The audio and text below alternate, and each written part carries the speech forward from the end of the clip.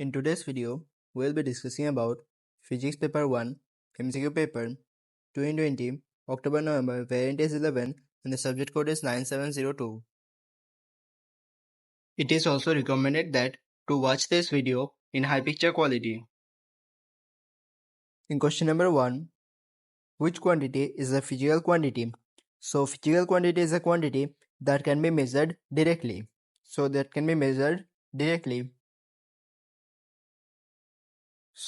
atomic number is the number of protons in an atom, and atomic number or the number of protons cannot be measured directly. Number of protons cannot be measured directly, therefore this statement is wrong. Then efficiency. Efficiency is the useful energy output divided by total energy input into 100%. So efficiency is the formula and we cannot measure efficiency directly. So this statement is wrong. Then number density of charge carriers. So number density of charge carriers, that means N. It means that the number of charge carriers per unit volume. So we use this in the equation that is I is equal to N AVQ, where N is the number density. So we use this in this equation, I is equal to N AVQ, and N is the number density, that is the number of charge carriers per unit volume. So number density is the number of charge carriers per unit volume. That means suppose in 1 unit volume of the material, the number of charge carriers. So we can measure this directly. Therefore, this is a physical quantity. While strain is the extension divided by original length. So strain depends on extension and original length. Therefore, we cannot measure strain directly. Therefore, this is also not a physical quantity. So number density of charge carriers is the physical quantity. That means number density of charge carrier is a number of charge carrier per unit volume. So we can measure the number of charge carrier, for example, the number of electrons in 1 unit volume of a metal or 1 unit volume of a material. So we can measure this directly. Therefore, it is a physical quantity. Question number 2. Which time interval is the shortest? So we convert this in terms of second, that is millisecond to second, and 1 millisecond is 10 to the power negative 3 second, 1 nano means 10 to the power negative 9, pico means 10 to the power negative 12, and micro means 10 to the power negative 6. So we have converted this all to seconds, and the shortest is in answer B, that is 10 to the power negative 8. Question number 3. P and R are coplanar vectors. So P and R are coplanar vectors. If x is equal to P minus R, which diagram best represent vector x? So here we have given an equation that is x is equal to P minus R. We can rearrange this in the form of that x plus R is equal to P. So, and the correct answer would be A, because x plus R is equal to P and the direction of P is same in this diagram. Also the direction of R is same in this diagram. Therefore the correct answer should be A. Question number 4. A student uses a CRO to measure the period of a signal. She sets the time base of the CRO to 5 millisecond. So time base to 5 millisecond per centimeter. That means in 1 centimeter, this is 5 millisecond or 5 into 10 to the power negative 3 second. And observes the trace illustrated below. The trace has a length of 10 centimeter. So this is the wave produced, and this wave has a length of 10 centimeter. What is the period of the signal? Period. So we need to find the value of period. That means the time taken to complete one wave. So period is the time taken to complete one wave. So in 10 centimeter, there is one wave, then another wave, then another wave, and then half a wave. That is 1, 2, 3 and 3.5 wave.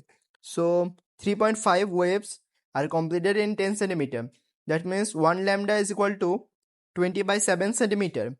So this is the centimeter, and so we know that 1 centimeter is equal to 5 into 10 to the power negative 3 second.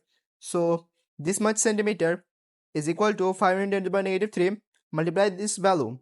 So we get the period for 1 lambda, that is the period for 1 lambda or for one complete wave is 0.014 that is approximately 1.4 into 10 to the power negative 2 seconds. Number 5. The diameter of a spherical golf ball is measured with calipers and found to be, so this is the diameter and its uncertainty. So this is the diameter and its uncertainty, that is d. The volume of the sphere is V is equal to pi d cube by 6. So this is the equation for volume, where d is the diameter of the sphere. So we have given this equation. What is the volume of the golf ball? So we need to find the volume of the golf ball and its uncertainty. So volume, by using this equation, we substitute the value of d and calculate the volume. Then we also know that the percentage uncertainty in volume is equal to, since there is a power of, at the top of d, that is 3, so 3 into percentage uncertainty of d, that is volume, percentage uncertainty in volume is equal to 3 into percentage uncertainty in d. And for percentage uncertainty, we know the equation, that is percentage uncertainty is equal to absolute uncertainty divided by the actual value into 100%. Similarly, percentage uncertainty is equal to absolute uncertainty divided by actual value into 100% into 3, since there is a power of 3 at the top of d. So we eliminate 100%, then approximate uncertainty V is equal to this expression. We substitute the value of all the values and find the approximate uncertainty in V as this value. And you must have to remember that the uncertainty is always given to one significant figure, to 1 SF, to 1 SF. So uncertainty have to be always 1 SF, that is, if we convert this to one significant figure, it would be 0.3. So the uncertainty have to be 0.3, and since the uncertainty is to one decimal place, that is 0.3 is one decimal place, therefore we have to convert V to one decimal place, that is 36.4. If you convert this to one decimal place, it would be 36.4. So 36.4 plus minus 0.3. So the correct statement is D, it is 36.4 plus minus 0.3. In question number 6, a student cycles uphill from home to school. So he goes from home, that is H, to school. Then taking 10 minutes. So it takes 10 minutes, that is 10 minutes and 10 minutes. But here it takes 5 minutes, therefore it is wrong. Here it is also 5 minutes, therefore it is wrong. Then the student spends 5 minutes in the shop. So he spends 5 minutes in the shop before cycling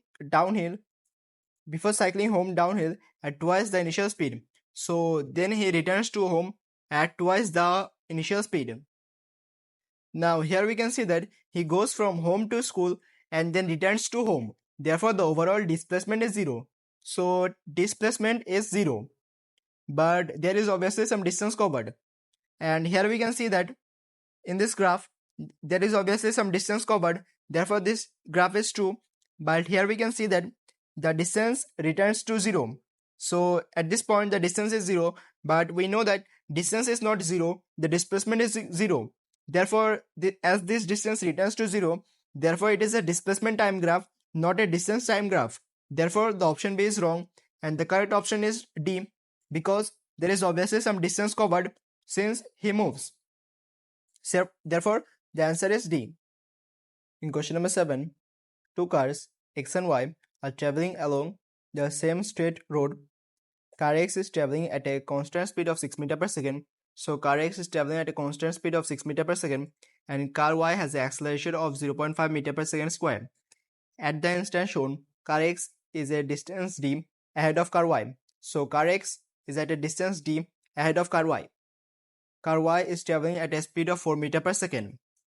Car Y is level with car X after a time of 20 seconds. That means after 20 seconds, car Y comes in place of car X. That means both are moving together. What is the distance d? So we need to find this distance d. So to find this distance d, first of all, by using these values, we need to find the equation of distance, the distance for car X and car Y. So we know that S is equal to ut plus half at square, and we can use this equation for both of this car because we know the values that are needed to calculate this distance. So for car Y has an acceleration of 0.5 meter per second. So we know the value of acceleration. Time it is given that 20 seconds. So we know the value of time. And u, that is the initial speed. So the initial speed is 4 meter per second. So by using this value, we calculate the distance for car Y. Then for car X, by using this equation, first of all, we have to note that car X has a constant speed. And for a constant speed, we know that since it is moving at a constant speed, therefore acceleration is 0. Therefore, as acceleration is 0, therefore this part is 0. And so S is equal to ut, where we know the value of u and the time is 20. So this is the distance covered by car X. So we know the distance covered by car Y and car X. Now, after a time of 20 seconds, we know that car X and car Y come to the same level. That means if we use this logic, so we know that the distance traveled by car Y is this distance is equal to, and if they come to the same level, that means they both travel the same distance. If they come to the same level, that means both cover the same distance. Therefore, this 180 meter of car Y, that is a distance, is equal to this distance plus car X distance. So this distance plus car X distance. So we use this to calculate the value of D as 60 meter. So the distance comes to be 60 meter. And again, we can see that car Y comes to the same level as car X. That means car Y have to travel this distance and this distance. That means car Y, that means the distance by Y have to travel this distance D plus the distance traveled by car X. So distance traveled by car X. So distance traveled by Y is equal to distance D plus distance traveled by car X, that is 120. So we use this to calculate the distance, that is 60 meter. Question number 8. The graph shows how quantity P varies with quantity Q for an object falling in air for a long time in a uniform gravitational field. So the gravitational field is uniform, and here the object is falling in air. This is air molecules. So the object is falling in air, and here we can see that Y is directly proportional to Q. So what could be the identities of P and Q? So P and Q. So force of air resistance and acceleration. So we know that as air resistance increases, that means as the object is falling, as the air resistance increases, the acceleration decreases. As air resistance increases, the acceleration value decreases. Since acceleration decreases, therefore it should be an inverse relationship, not a direct relationship. Therefore this option is wrong. Then kinetic energy with time. We know that as the object is falling, as this object is falling in air, since the object is falling in air, so initially it has a higher speed, then as it goes down, its speed decreases until a constant speed is reached. Therefore, as speed decreases, so kinetic energy is equal to half mv square. Therefore, here we can see that speed decreases. So kinetic energy have to be decreased with time. So kinetic energy have to decrease with time. Therefore, this option is also wrong. Then for gravitational potential energy with height, we know that gravitational potential energy is equal to mass into gravitational field strength with height into height. So mass is constant and it is the uniform gravitational field. So gravitational field strength is constant. Therefore, we can see that gravitational potential energy is directly proportional to height. So gravitational potential energy is directly proportional to height. So yes, this relationship is correct. That gravitational potential energy is directly proportional to height. It means as height increases, gravitational potential energy increases. Therefore, the correct statement is C. Then work done against air resistance and speed. So as the object is falling, air resistance increases. And so speed of the object decreases. As air resistance increases, speed decreases. Since speed decreases, therefore this option is wrong, because as air resistance increases, work done against air resistance increases and the speed of the object decreases. Therefore the option D is wrong and the correct statement is C. In question number 9, a rock R of mass 127 kg is a large distance from a star S and is traveling at a speed of 110 meter per second. So R is traveling at a speed of 110 meter per second. The star has a mass of 130 if it is given the mass. The rock travels around the star on the path shown so that it reverses its direction of motion, and when finally again is a large distance from the star has the same speed as initially. So at a large distance it has the same speed as initially. Which statement is correct? That means this is star S and the rock is moving towards the star and then moves away from the star, and at this point it has the same speed. Which statement is correct? So change in momentum of S is in the direction of arrow X. So change in momentum of X, change in momentum of S is in the direction of arrow X. Is this statement correct? So first of all, we have to know that change in momentum is equal to mass into change in velocity. So mass into change in velocity, and here we can see that for S we don't know the velocity information, but for R we know that R is traveling at this direction with a velocity v, and since here we can see that the velocity magnitude is same as in this place, but here we can see that it is in traveling in this direction, but now it is traveling in this direction. So the velocity magnitude same, but the direction reverses.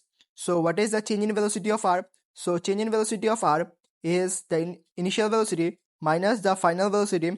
So it is 2v. So the change in velocity of R is 2v. So what is the change in momentum of R? Change in momentum of R is equal to mass of R into the velocity of R, that is 2v. And since the change in velocity is in this direction, so obviously the change in momentum of R is in this direction. That is, the change in momentum of R is in this direction. Since the change in momentum of R is in this direction, so the change in momentum of S must have to be in opposite direction. So the change in momentum of R is in this direction. So the change in momentum of S must have to be in opposite direction. So the change in momentum of S must have to be in opposite direction. Therefore, this statement is wrong. Because initially, if there is nothing happens, then the momentum is zero. That means after the interaction, the momentum have to be zero. Therefore, to make the momentum zero, R has a momentum of this direction, that is a change in momentum. So S must have a change in momentum in this direction, so that the overall momentum returns to zero. Therefore, the change in momentum of S is in this direction, and X represents the change in momentum of R. Therefore, this option is wrong. And the change in velocity of S is approximately 20 meter per second. So to calculate this change in velocity, again we have to use the momentum equation. So we know that momentum is equal to mass into velocity.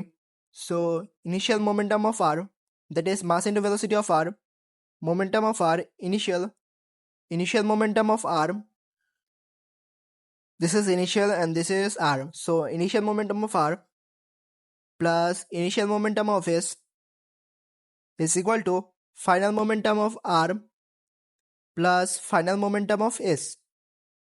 So momentum before the interaction is equal to the momentum after the interaction, that is initial momentum is equal to final momentum, that is the net momentum is 0.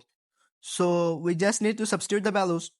So this is the initial momentum of R, that is mass into velocity. So this is the momentum of R, that is the initial momentum of R before the interaction occurs, and here we can see that this is star S.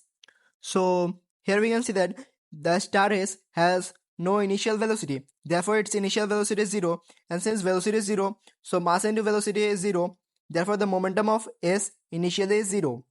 And what is the final momentum of R? Final momentum of R is the mass of R, that is 1 into 10 to the power 27 into its velocity, and the velocity is 1 into the power 4, 1 into 10 to the power 4. So this is the final momentum of R. And what is the final momentum of S? So final momentum is the mass into velocity of S. So mass into velocity of S, and here we need to find the velocity of S. There is a change in velocity of S, so we refer this as v. Then if we just calculate, and the main thing here is that you have to must ensure that it is velocity. So here we can see that the velocity is positive, but here we can see that this is the speed, and here we can see that the velocity is positive, but since it is moving in opposite direction, so the velocity have to be negative. Therefore here the velocity of R have to be negative value. That means if we substitute this on this side of the equation, it would become, the overall equation become positive divided by this value.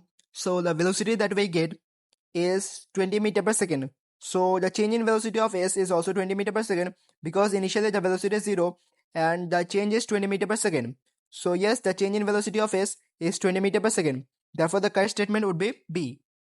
Then for the other options, that is option C, the magnitude of change in momentum of R is 10 to the power 3 times greater than the magnitude of change in momentum of S. So if we calculate just the change in momentum, that is the initial momentum minus this final momentum, we get a change in momentum for r, and divided by the change in momentum of s. So for this change in momentum, we know that the velocity is 20 meter per second. So obviously the option 2b is correct. Therefore we don't need the option C to be correct. Therefore the option C is wrong. And if we just calculate from this value, you can see that this option is obviously wrong. Then for option D, the momentum of r does not change. This option is also wrong because the momentum of r changes. Here we can say the velocity changes. Since the direction of velocity changes, so obviously the momentum changes. And as we know that momentum is equal to mass into velocity, so here we can see that initially velocity is positive, but as it moves in this direction, the velocity becomes negative. Since the velocity becomes negative, so obviously the momentum changes. Therefore, the option D is also wrong. Question number 10. The diagram shows the masses and the velocities of two trolleys that are about to collide. So these two trolleys are about to collide. After the impact, they move off together. So they're moving in this direction, and after the impact, they move off together. That means they stick together and they move together. What is the kinetic energy lost in the collision? So to find the kinetic energy lost, we can find the initial kinetic energy. That is, kinetic energy is equal to half mv square. So to calculate the initial kinetic energy, we know these values. But for the final kinetic energy, we know the total mass, that is 2 kg plus 4 kg, that is 6 kg in total. But we need to find the velocity. And to find the velocity, we know that since for every collision, momentum is always conserved. So momentum before collision is equal to momentum after collision, and momentum is equal to mass into velocity.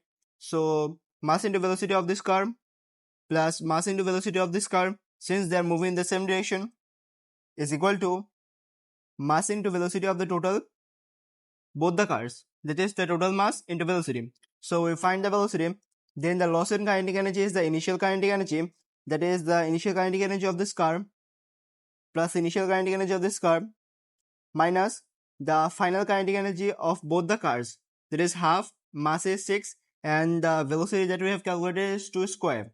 So after subtracting, we get the lost in kinetic energy as 6 joules. So the answer is B. Question number 11 is related to electric field, so this is not in our syllabus. Then for question number 12, the two people push a vertical gate to open it. So both the people applied a force to open it. So these are the force F1 and F2 exerted by the peoples. So here we have given the value of two forces, and what is the total moment about the hinge due to force F1 and F2. So we need to find the total moment about the hinge. That is, this is the hinge. That means this is the pivot. So pivot. So this is the pivot, and we need to calculate the moment. And we know that moment of force or torque is equal to the product of force and the perpendicular distance from the pivot to the line of action of force. That means the force have to be perpendicular. So we need to, for calculating the moment, we need a perpendicular force. So perpendicular force and distance from the pivot. So here we know the distance from the pivot, and for this force we need to calculate the perpendicular force since it is acting at an angle. So what is the perpendicular force from the hinge? We need to find the perpendicular force, that is this force, this component of force, and this is F1 sine theta 1. So F1 sine theta 1, and for this force we also need the perpendicular component of force from the pivot. So from the pivot, perpendicular component of force, so the perpendicular component of force comes to F2 sine theta 2, that is F2 sine theta 2. Then the total moment would be D1 F1 sine theta 1 plus D2 F2 sine theta 2. This is the total moment that comes. In question number 13, a ball is rolling down a slope at a constant speed. So it has a constant speed. Three forces are acting on the ball. The weight, so weight of an object acts vertically downward, that is vertically downward. The contact force normal to the slope. So contact force normal to the slope means that the normal reaction force, and this is the normal reaction force, and we denote this at R. So this is the normal reaction force. And the friction, since it is mentioned that the object is moving down the slope, so friction acts upward, and these are the forces. And it is also mentioned that the object has a constant speed. Since we know the resultant force is equal to mass into acceleration, and since it is moving at a constant speed, as it is moving at a constant speed, so acceleration is 0. Therefore, the resultant force is 0. That means both the both the three triangle both the three forces make a closed triangle, that is this triangle. So both the three forces must make a closed triangle. So the correct answer would be D, because here we can see that the both the forces are making a closed triangle, and one of the forces is acting downward, that is the weight. One of the forces is acting in this direction, that is the normal direction force, and the friction is acting upward, that is the friction. So the distance, so the directions are correctly mentioned, and it is a closed triangle since the resultant force is 0. Therefore, the answer should be D. Question number 14. One end of a U-shaped tube is attached to a gas tap with its other end open to the atmosphere. It contains water of density 1000 kg per meter cube, and the height of both the sides of the water column are shown. So this is the diagram. This is pressure due to gas. This end is open end. That means here atmosphere pressure acts, and the atmosphere pressure value we have given. What is the pressure of the gas from the gas tap? So we need to find the pressure of the gas, and we denote pressure due to the gas as Pg. So pressure due to the gas is acting in this direction, and atmosphere pressure is acting in opposite direction, and we denote it as Po as the atmosphere pressure. Since they are acting in opposite direction, so Pg is equal to Po, plus here we can say the height is greater towards the atmosphere pressure, so this height, that means Pg is equal to the atmosphere pressure, that is Po, and the pressure due to the liquid column, that is P. So this is the equation, and we know that the atmosphere pressure value, and we also know that pressure is equal to rho gh. So we know the density of water, the gravitational field strength, that is 9.81 for physics and 10 for mechanics, so 9.81, and height. So we need to calculate the change in height, or the del height. So the change in height is this height minus this height is this height. So this is the height that we need to calculate, and height is given in centimeter, so we must divide the total value by 100 to convert it to meter. So after calculating, the total pressure comes to be 1.03 in 10 to the power 5 Pascal, that is 1.03 in 10 to the power 5 can also be written as, if we move the two zeros on this side, so 103 into 10 to the power 3, that is 103 into 10 to the power 3 Pascal, or 103 kilopascal. That is answer D.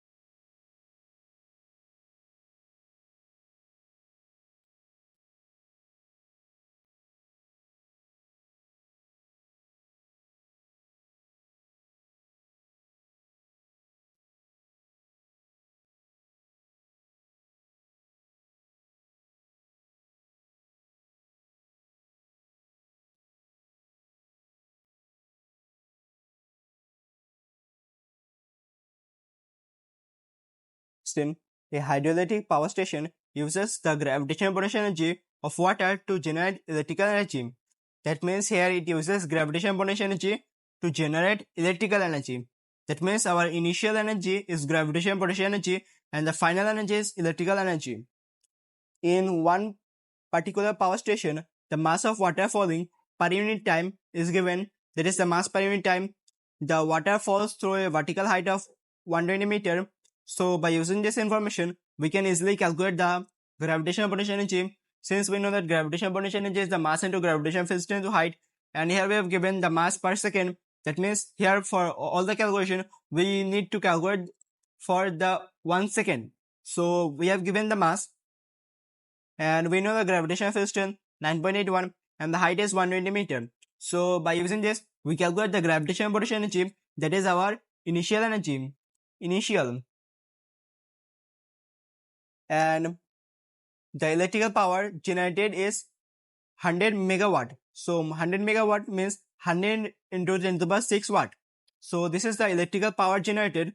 What is the efficiency of the power station? So to find the efficiency, we have given the value of power, and we know that energy is equal to power into time, and here we have given the mass for 1 second. So we have to consider the time as 1 second. So energy is equal to power into time. So power is 100 into 10 to the power 6 and the time is 1 second. So that means the value remains the same. It is 100 into 10 to the power 6. 100 into 10 to the power 6. And what is the efficiency? We know that the output energy is the electrical energy. So the output energy is the electrical energy divided by the total energy input, that is the gravitational potential energy, into 100%. So we get the efficiency as 56.6%, that is approximately 57%. 17. Which amount of energy is not 2400 joules? So basically we need to calculate energy for all these options, and we need to find that which energy is not 2400 joules. So here it mentions about gravitational potential energy. So gravitational potential energy is mass into gravitational field strength, that is 9.81, into height, so that is 40. After calculating the energy, we get this energy, and this is not the given value, that is 2400. Therefore the wrong answer is A. That means the correct answer is A. And for the other options, energy, we need to calculate the energy. Energy is equal to power into time. After calculating, we get the energy as 2400. So this is not the option, because here we need to find not 2400. Then kinetic energy is half mass into 20 square. So this is also 2400. So this is not the answer. Then work done. So this is an important question, and you need to remember that the formula for work, that is work done, is equal to pressure into change in volume. So work done is equal to pressure into change in volume. So work done is equal to pressure into change in volume. So we have given the value of pressure, that is 20 kilopascal, that is 20 into 10 to the power 3 pascal, and the change in volume, that is the volume increases, or the change in volume is this value. After multiplying, we get this value, that is not the answer. So the correct statement would be A. 18. A train of mass, this value, is accelerating at 0.8 meter per second square. At one stand, the speed of the train is 5 meter per second, and the resistive force to motion is 15 kilonewton. So here we have given the values, and we also know the resistive force at this instant. What is the rate of increase in kinetic energy of the train? So we need to find the rate of increase in kinetic energy, that is the kinetic energy per unit time.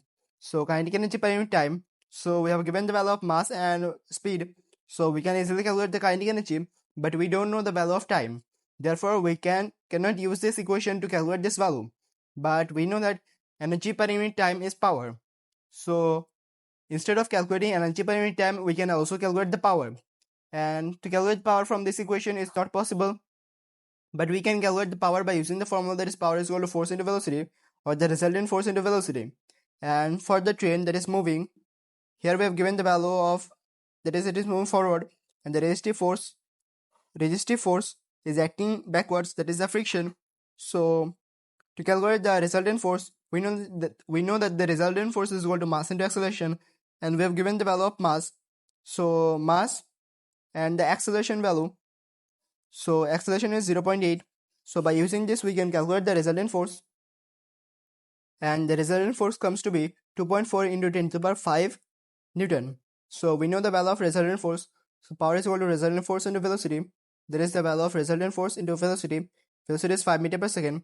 So after multiplying this value, that is 2.4 into 10 to the power 5 into 5. So it comes to be, so the value comes to be 1.2 into 10 to the power 6. And 10 to the power 6 is mega. So 1.2 megawatt. That is answer B. Question number 19. A wire of circular cross section which obeys Hooke's law is used to suspend a basket as shown. So this is the basket and this is the wire. The Young modulus for the material of the wire is 2.5 into 10 to the power 11 Pascal. So this is the value of Young modulus, that is the value of E. When a weight of 34 Newton is added to the basket, the strain in the wire increases by this value. So this is the strain, and we know that Young modulus is equal to stress. This is represented by stress, and this is strain. So Young modulus is equal to stress by strain, and we've given the value of strain. What is the radius of the wire?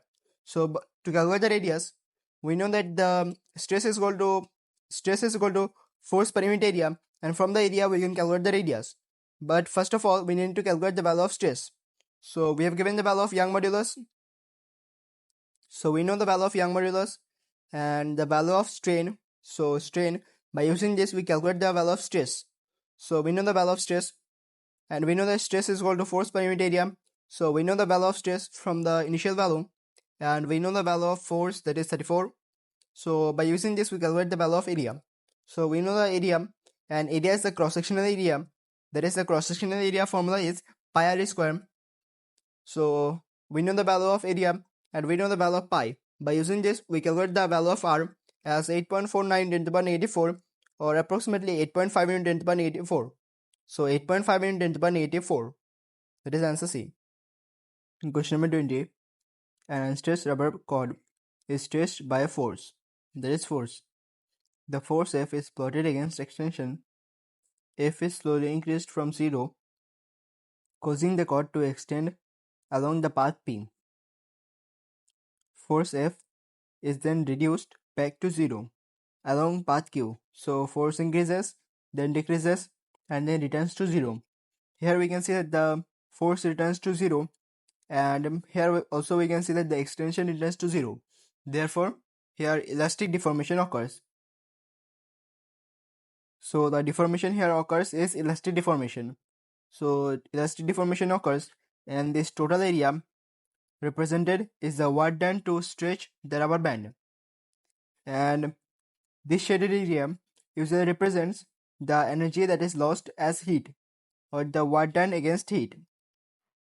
So what is represented by the shaded area? Shaded area is the energy dissipated as heat. So energy that is lost as heat. So this shaded area represents this energy lost as heat, and the work done to extend the rubber cord is the total area. And this is not plastic deformation, this is actually elastic deformation. Since the cord returns to 0, therefore it is elastic deformation, and the elastic energy stored in the rubber band. So this is not the shaded area. Therefore the correct answer is C. Question number 21. A guitar string vibrates to create a sound. The speed of the wave, that is the sound wave in the guitar string, is always 440 meters per second. So in string the speed is 440, and the vibrating string creates a sound that moves in the air. So in air the speed of the sound is 330 meters per second. 330 meters per second. Which graph shows the variation of frequency of wavelength for the wave in the string and in air? So we know that V is equal to F lambda, and the value of V is constant. So here we can write this as V is equal to lambda is equal to V by F, and here V is constant. So here we can see that lambda is inversely proportional to F. Since it is inversely proportional to F, so this is not a direct relationship. This is an inverse relationship. So this could be either C or D, inverse relationship. Then for this inverse relationship, here we can see that which graph is correct. So for string, we know the value of speed as 440, and for air, the speed is 330 meters per second. And here we can see that the frequency is same. The frequency value is same for both the graphs. So since the frequency value is same for both the graphs, so V is equal to F lambda, So lambda is equal to v by f. So lambda is equal to v by f, where we have given that the frequency value is same. So frequency is same, so we can just ignore this. So lambda depends upon v. That means one which has a larger value of lambda would give a greater value of v. Since string has a larger value of speed, so larger value of speed, so it gives a larger value of lambda. Then air, since it has a larger value of speed for string, so it gives a larger value of lambda. That means lambda is larger for string. So here we can say that for string, the lambda value is larger, and for air, the lambda value is smaller. So for string, the lambda value is larger. Therefore, the answer is C. 22. The graph shows the variation with time of displacement for two different waves x and y. Two waves x and y. Wave x has frequency f and amplitude a. So x has the frequency f and amplitude a. What is the frequency and amplitude of wave y? So here we have given that the amplitude of x is a. So it is obvious that one box is completed by amplitude a, and since it is completed by two boxes, so the amplitude will be 2a. So 2m and 2a. And what is frequency? So frequency is equal to 1 by time period, and the time period depends on the number of boxes. So if we just consider this as boxes, then 1, 2, 3, 4. So frequency is equal to 1 by 4. That is the value of f. And what is the frequency of wave y that we need to find? So if we consider this as fy, then fy would be completed in 1, 2, 3, 4, 5, 6, 7, 8. 8 boxes. So 8 boxes, that means 1 by 8.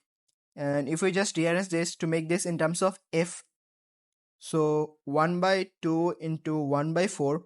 So if you replace this 1 by 4 by f, then 1 by 2f. So 1 by 2f, that is answer B. Question number 23. A loudspeaker emits a sound wave into a tube initially full of water. So initially the tube is full of water, and this is the loudspeaker. A tap at the bottom of the tube is opened so that the water flows slowly, leaves the tube. So as the tap is opened, water leaves the tube.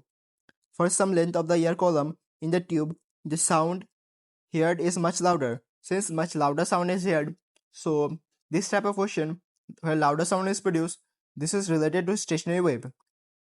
So the first loud sound is heard when the air column in the tube is at length x. So when the air is at length x, that means water is dropped until at length x air is covered. So water is dropped to this point and at length x air is covered. So here the first loud sound is heard, and for this first loud sound, at the open end always an antinode is formed, and since this end is closed by water, so here node is formed. So the wave is formed like this. Then the next time that a loud sound is heard is when the air column in the tube is at length y. So when the water drops and air returns to a length of y, again a loud sound is heard at length y. That means again a wave is formed, and here we can see that obviously a node is always obviously formed, and here this end is blocked by water, so here also node is formed, because at closed end node is formed and at open end antinode is formed. At closed end node is formed, node, and at open end antinode is formed. So closed end node is formed, so this node is formed, so this type of wave is formed. What is the wavelength of the sound wave from the loudspeaker? So we need to find the wavelength, that is the value of lambda. And okay, so we need to express our answers in terms of x and y. So what is the wavelength? So for the wavelength, we can see that this is half the wavelength. This length is half the wavelength, that is lambda by 2. So lambda by 2, so the total length is y and this length is x. So what is lambda by 2? If we just use this, so y minus x is this length. Y minus x is this length, and this length is lambda by 2. So what is the value of lambda? Lambda would be 2y minus x. So 2y minus x is in answer C. In question number 24, a source of sound of frequency 1000 Hz directly approaches a stationary observer. So this is a Doppler effect question, and for this question we know the formula. Fo is equal to Fsv, V plus minus Vs. So V plus minus Vs, and if the object is moving towards the observer, then it would be V minus Vs, and if it is moving away from the observer, it would be V plus Vs. and since it directly approaches the observer, so approaches means it moves towards the observer, so V minus Vs. And here we have given the source of sound or frequency, this value. So this is Fs, that is the frequency of the source. The observer measures the frequency of the received sound as 1500 Hz. So frequency of the received sound or frequency that is observed, that is FO, is this value. The speed of the sound intensity there is 30 meter per second. What is the speed of the source of the sound? So speed of the sound is represented by V. So we have given the value of V, and we need to find Vs, that is the speed of the source. So to find the value of Vs, so we need to calculate this value of Vs. So if we just substitute these values, and then we can calculate the value of Vs, it comes to be 110 meter per second. So 110 meter per second. Question number 25. The graph shows the intensity of electromagnetic radiation emitted from a distant star varies with wavelength. So intensity varies with wavelength. In which region of the electromagnetic spectrum is the radiation of greatest intensity? So greatest intensity, that means at this point it has the greatest intensity. And at this point, what is the value of wavelength? So if we can see that this returns to approximately 150 nanometer. So 150 nanometer, that is 10 to the power minus 9 meter, nano is 10 to the power minus 9.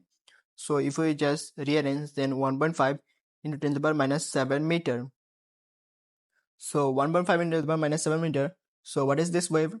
So here we have given that the values, and you must remember or memorize these values. For radio waves, the wavelength is 10 to the power 4 to 10 to the power negative 1, then negative 1, negative 3, negative 2 to negative 6, 4 into the power minus 7 to 7 into the power minus 7, negative 7 to negative 9, negative 9 to negative 12, negative 10 to negative 16. Radio waves, microwaves, infrared radiation, visible light, ultraviolet, X-ray, gamma ray. So for this wave, you must remember these values. This is also given in books. So what is this wave? That is 1.5 into 10 to the power minus 7. So it is minus 7. So minus 7, minus 7, and minus 7. So it is either visible light or UV radiation. So either visible light or UV. Then visible light is 4 to 7 into 10 to the power minus 7. But here we have given that 1.5 into 10 to the power minus 7. So it is not visible light. It could be ultraviolet radiation. That is 1.5 into 10 to the power minus 7, which is less than 4 into 10 to the power minus 7. So as this value is less than 4 into 10 to the power minus 7, therefore it is ultraviolet radiation. So the answer is C. Question number 26. Which statement concerning a stationary wave is correct? So stationary wave, all the particles between two adjacent nodes oscillate in phase.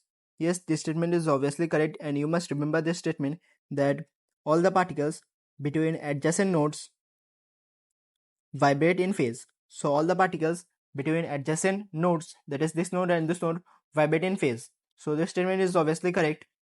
And the amplitude of the stationary wave is equal to the amplitude of the one. This is wrong. Then the wavelength of the stationary wave is equal to the separation of adjacent nodes. So this is obviously wrong, because the distance from one node to another node is half the wavelength, and the distance between one node to another node is half the wavelength, and from another node to another, this is half the wavelength. That is, from the first node to the third node, this is one wavelength. So from the first node to the third node is the one wavelength. So this is wrong, and you must remember this. Then there is no displacement of a particle at an antinode at any time. So obviously there is an antinode, and antinode there is obviously displacement occurs. So antinode there is displacement occurs, but at node there is no displacement. Therefore this would be correct if it is node. Therefore this is wrong. Then for option 27, which wave would best demonstrate diffraction through a doorway? So diffraction through a doorway. So for question 27, which wave would best demonstrate the diffraction through a doorway? So for this question, that is through a doorway, suppose this is the doorway, and for the diffraction through a doorway, the diffraction occurs more if the width of the gap is equal to the wavelength of the wave. So the width of the gap, if it is equal to the wavelength of the wave, then the best diffraction occurs.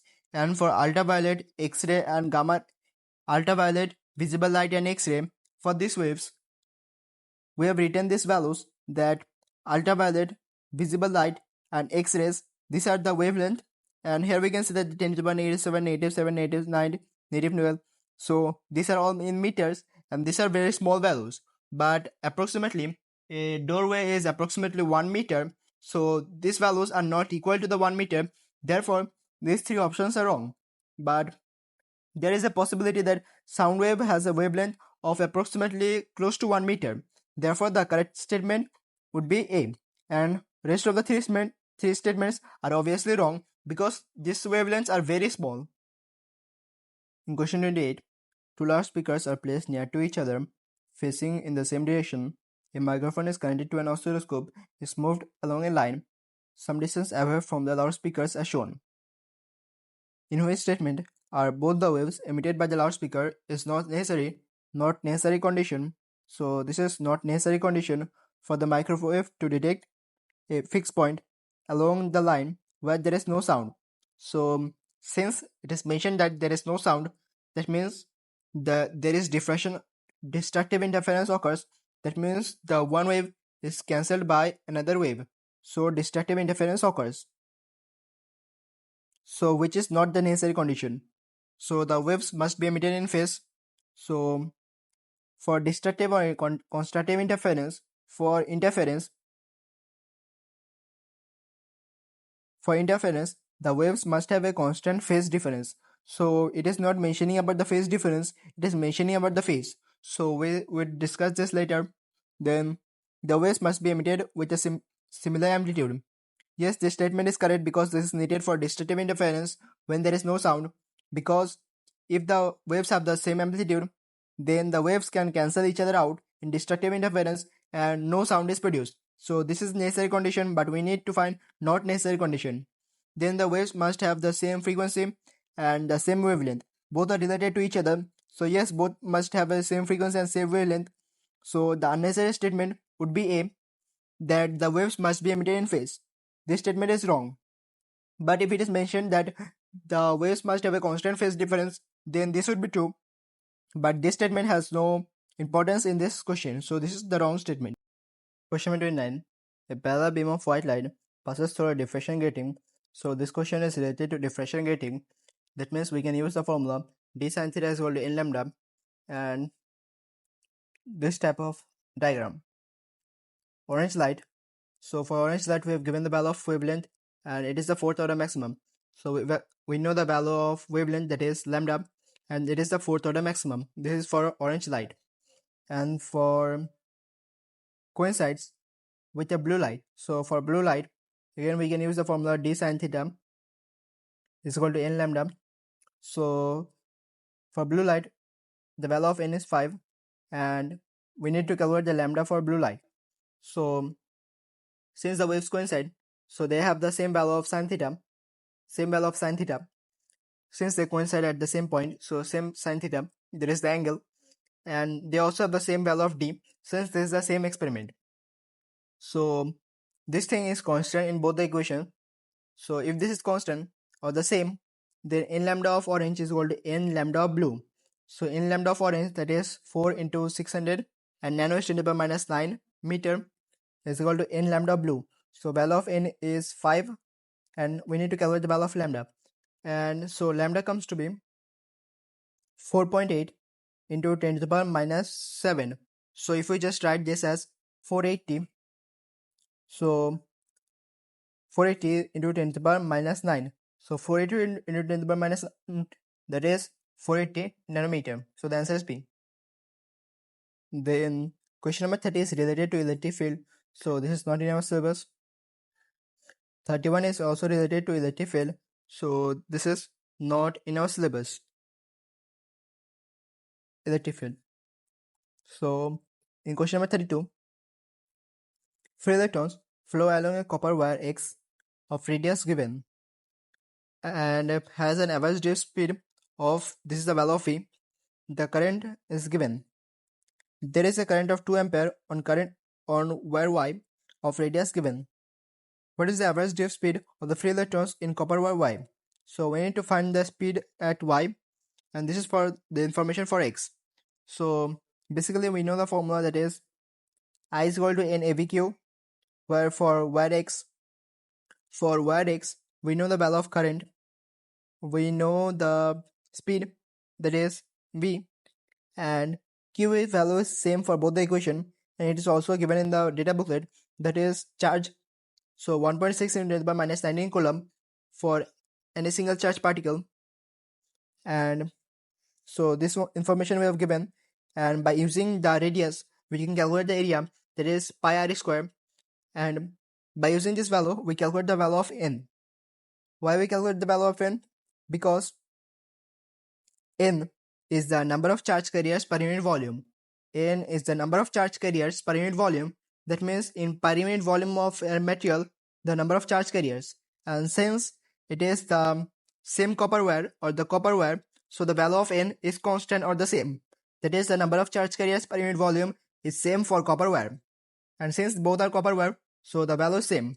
So we know the value of n that we have found, and also we know the value of current, that is I.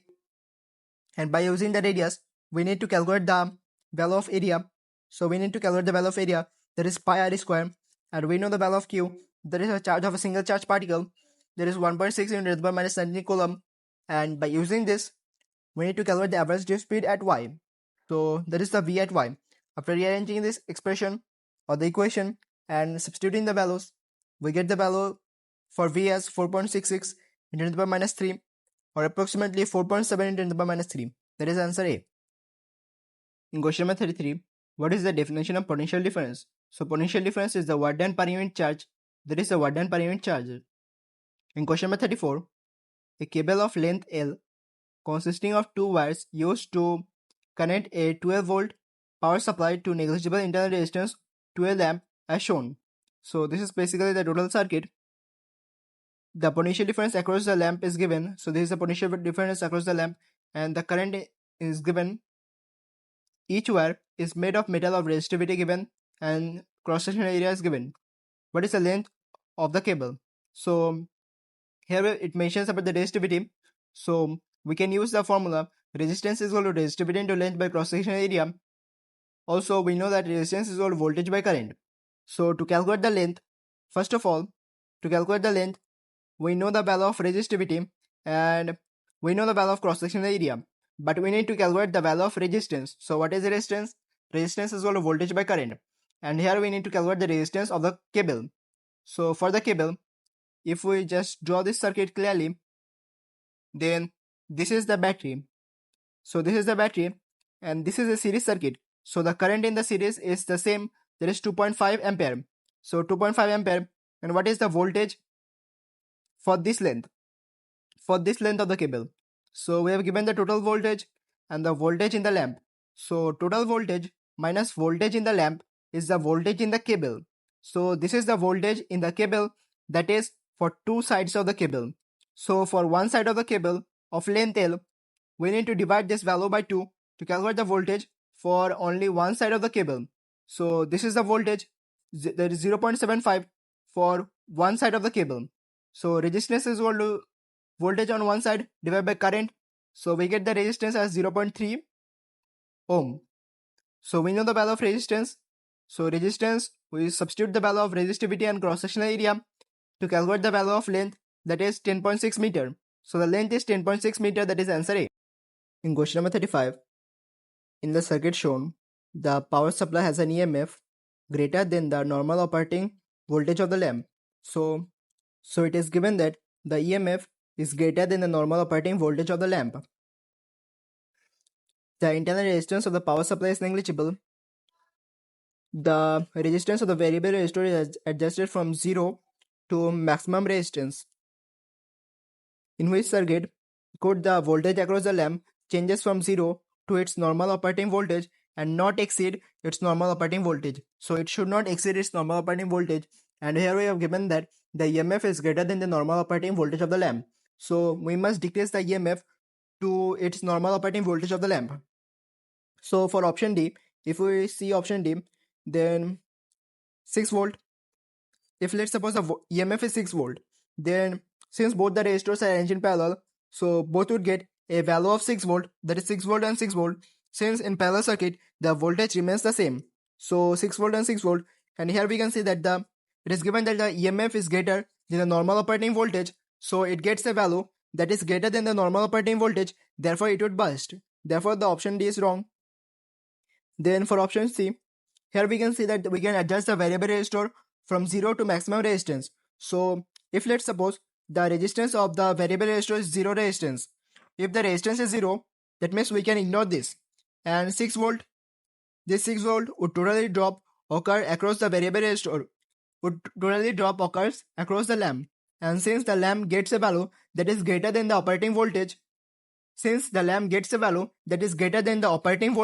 therefore it would burst. Therefore the option C is wrong. Then for option A, similarly, if we take the resistance of the variable resistor as 0, since it is mentioned as 0, so if we take the resistance as 0, then there is no voltage drop occurs, and the 6 volt would totally drop occurs this resistor and the lamp. Since they are arranged in parallel, so both would get an equal voltage of 6 volt. So 6 volt and 6 volt. So as 6 volt drop occurs across the lamp, so here we have given that the EMF is greater than the normal operating voltage. Since it gets a value that is greater than the normal operating voltage, therefore it would burst. But for option B, here we can see that this 6 volt, some of it is dropped across this fixed resistor. Suppose 3 volt drop occurs across this fixed resistor, and the rest of the 3 volt occurs across this resistor and this resistor, this lamp. Now here we can see that it gets a value that is less than the EMF, and that is approximately equal to the normal operating voltage. Therefore it would not burst, and the correct statement would be B. Question number 36. Three identical lamps L1, L2 and L3 are connected to the battery with negligible internal resistance as shown. What happens to the brightness of lamp L1, L2 when switch S is closed? So when the switch is closed, what happens to the brightness of L1 and L2? So initially current is flowing, that is I. Then this current, as the switch is closed, since the switch is now closed, so the current divides into I1 and I2. Then again it rejoins at this point and it forms a current of I. So as we can see that I from the battery has a larger value, so the brightness of L1 would be brighter. But here we can say that the current splits between this junction and this junction, so current is less in L2, therefore the brightness is less, so it would be dimmer. So the answer is B. In question number 37, so what is the current in resistor R2? So we need to find the current in resistor R2. So we know that resistance is equal to voltage by current, and we need to find the value of current.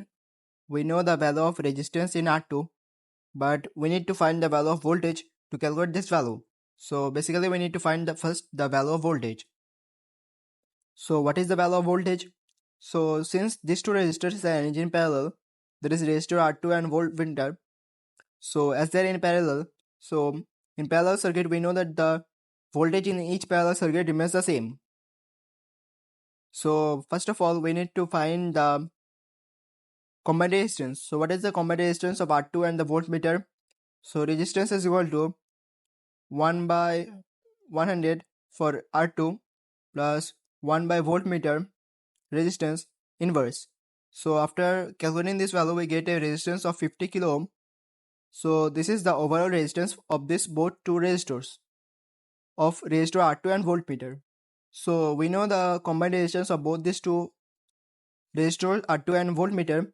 And what is the total resistance? So R total is 100 plus this resistance, 100 plus 50, that is 150, and there is no internal resistance in the battery. So we know the total resistance. So by using the ratio, that is V2, that is the voltage across these two components, V2 by V total, that is the total voltage is 6 volt, is equal to R2. So what is this resistance across these two components? This is 50. 50 by R total is, total resistance is 100 plus 50, that is 150. So V2 comes to be 2 volt. So we know the value of V2. Now since we know the value of voltage in the parallel combination, that means here is also 2 volt, here is also 2 volt, because the value of voltage remains the same in each parallel circuit. So that is across this resistor R2, we know the value of voltage is 2 volt. So resistance is 100 ohm and the voltage is 2 volt. So we need to find the value of current, and current comes to be, and you have to remember that this is 100 kilo ohm. So 100 into 10 to the power 3 ohm. So the answer comes to be 2 into 10 to the power minus 5, or we can write this as 20 into 10 to the power minus 6, and 10 to the power minus 6 is micro. So 20 into minus 10 to the power minus 6 microampere. So the answer is A. In question number 38, which statement about two nuclei that are isotopes of the same element is correct? So isotopes are the atoms of the same element with the same number of protons and electrons but different number of neutrons.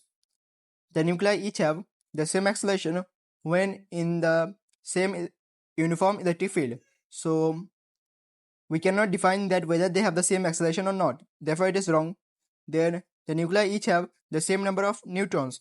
So we state that they have different number of neutrons. Therefore it is wrong. Then the nuclei each have the same number of nucleons. So nucleons means the number of protons plus the number of neutrons. So number of protons plus number of neutrons, and as isotopes have different number of neutrons, therefore they do not have the same number of nucleon due to different number of neutrons. Uncharged atoms containing the nuclei each have the same number of electrons. Yes, isotopes have the same number of electrons and protons but different number of neutrons. Therefore the correct statement would be D. 39. So here S plus M is equal to X plus alpha particle.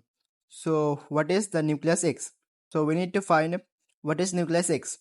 That means first of all we need to find the total number of nucleons and the number of protons of X.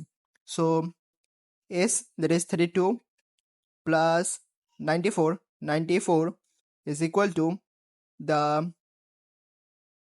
Z, that is the Z plus alpha particles have 4 nucleons, so 4. So after calculating we get the value of Z as, so 32 plus 94 minus 4, so we get a value of 122. So Z is 122, and what is the value of A? That is the number of protons. 16 plus 42, 16 plus 42 is equal to A plus 2. So A comes to be around 56. So the correct statement would be A. 40. Which diagram represents the quark combustion of an anti-neutron? So anti-neutron. So what is the quark combustion of an anti-neutron? So the quark combustion of a proton is up down, and the quark combustion of a neutron is up down down. And since it is an anti-neutron, so the quark combustion would be anti-up, anti-down, anti-down. So anti-up, anti-down, anti-down. So the correct statement would be A.